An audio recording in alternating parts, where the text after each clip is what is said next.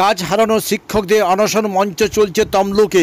Supreme কোর্টের stay order পড়ার পর শিক্ষকরা আনন্দে মিষ্টি মুখ করালেন তৃণমূল কংগ্রেস প্রার্থী দেবাংশু ভট্টাচার্যকে।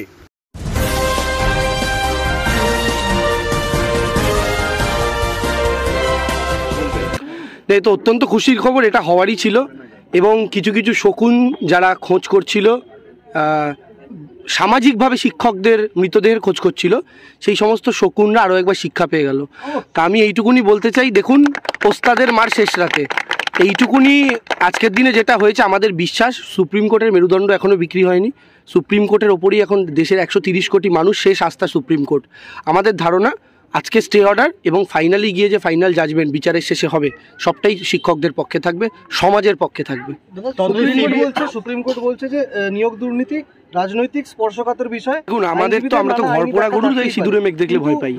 আমরা তো অভিজিৎ গাঙ্গুলি দেখেছি একটা, তাই আমাদের মনে হচ্ছে ভেতরে বোধহয় এরকম প্রচুর অভিজিৎ গাঙ্গুলি আছে।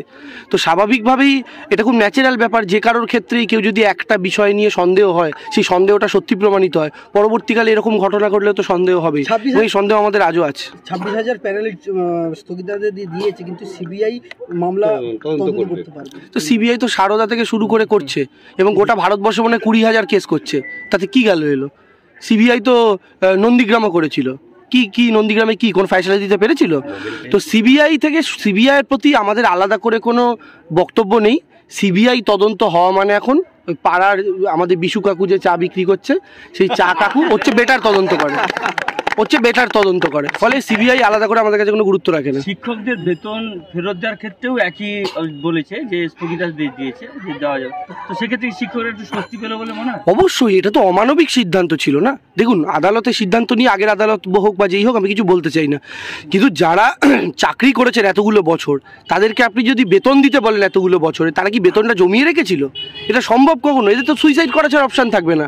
আর এরা যদি মৃত্যুবরণ করেন, তাহলে তার দায় নেবেন তো সংশ্লিষ্ট কর্তৃপক্ষরা যারা আছেন। আর আরও একটা কথা আমি বলবো, এখানে বিকাশ ভট্টাচার্য এবং সিপিএম কতটা 2 নম্বরই রাজনৈতিক দল।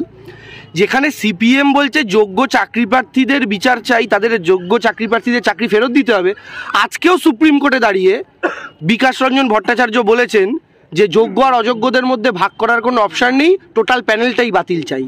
তো এটা বিকাশ রঞ্জন ভট্টাচার্য আজকেও সুপ্রিম কোর্টে দাঁড়িয়ে বলেছেন। আমি বলছি কত বড় নির্লজ্জ সিপিএম দলটা। আমি বলছি শূন্যের থেকে মাইনাস তো হয় না, নাহলে এই সমস্ত দেখার পর মানুষ কিন্তু মাইনাসে রেজাল্ট দেবে। এবার এসএসসি সুপ্রিম কোর্টে জানিয়েছে প্রায় 7,000 ভুয়ো শিক্ষক, 19,000-এর তথ্য পেয়েছে, বাকি 7,000-এর তথ্য পায়নি। এসএসসি তাহলে এতদিন জানায়নি কেন যে এই যে ভুয়ো শিক্ষকের তালিকাটা? দেখুন এসএসসি কাছে যদি তথ্য থেকে থাকে, এসএসসি তার ফরম্যাট রয়েছে, এসএসসি তার পদ্ধতি রয়েছে, সেই পদ্ধতির মাধ্যমে ফরম্যাট বার করা। এসএসসি একটা নির্দিষ্ট এজেন্সিকে পরীক্ষার ওএমআর চেক করার জন্য দিয়েছিল। এখন সেই এজেন্সি যদি আরও একটা থার্ড পার্টিকে নিয়োগ করে ওএমআর চেক করার জন্য দেয়, সেটা সবসময় কর্তৃপক্ষের পক্ষে জানা সম্ভবপর হয় না। আজকের দিনে দাঁড়িয়ে এরকম প্রচুর সরকারি এজেন্সি, সরকারি সংস্থা রয়েছে গোটা ভারতবর্ষের মাটিতে, যারা থার্ড পার্টিকে দিয়ে কাজ করান। তো স্বাভাবিকভাবে সেই থার্ড পার্টি যদি আরও একটা কোনো থার্ড পার্টিকে ইনক্লুড করে, সেটা সবসময় কর্তৃপক্ষের পক্ষে জানা সম্ভবপর হয় না। ফলে সেই জায়গা থেকে কোনো টেকনিক্যাল গড়বড় যদি হয়ে থাকে, সেটা এসএসসি সলভ করবে। 10 থেকে 15 লোক ফ্রেশ সিলেকশন প্রক্রিয়া চাচ্ছেন বিকাশ। বিকাশ রঞ্জন ভট্টাচার্য অনেক কিছু চায়। বিকাশ রঞ্জন চায় সিপিএম 200 সিট নিয়ে আসুক, আসবে কি? তো ওইসব বাদ দিন। আমার কথা হচ্ছে, বিকাশ রঞ্জন ভট্টাচার্যতে বলছেন 10 থেকে 15 লক্ষ টাকায় চাকরি বিক্রি হয়েছে।